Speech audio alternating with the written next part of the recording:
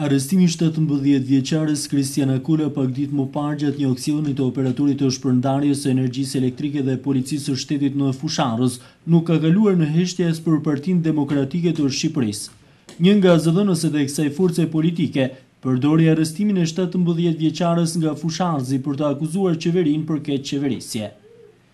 Media zbulon një 17-vjeçare në Puk, e cila arrestohet sepse ka motra dhe vëllezër më të vegjël për të mbajtur dhe nuk jeton dot në errësirë, sepse nuk i ka 10.000 lekë të vjetra për t'i paguar dritat. Thuajse në të njëjtën kohë me deklaratat e Selis Blu, ish kryeministri Berisha përmes rrjetit social Facebook ka cilësuar arrestimin e 17-vjeçares jetime në qytetin e Fusharzit si horror shtetëror.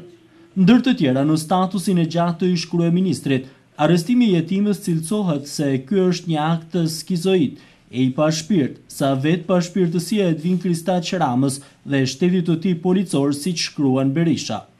Arrestimi i Kristiana Kolas për rilidhje të paligjshme të energjisë elektrike u denoncua fillimisht në Puga Televizion dhe partnerët tanë mediatik, duke e konsideruar këtë si një akt i cili kërkonte sensibilizimin e duhur. Vetë Kristiana Kola pasi la qelin, justifikoi veprimin e saj si një akt mbijetese, pasi ajo ishte e bindur për veprimet që kishte ndërmarrë dhe rrezikun që i kanosej.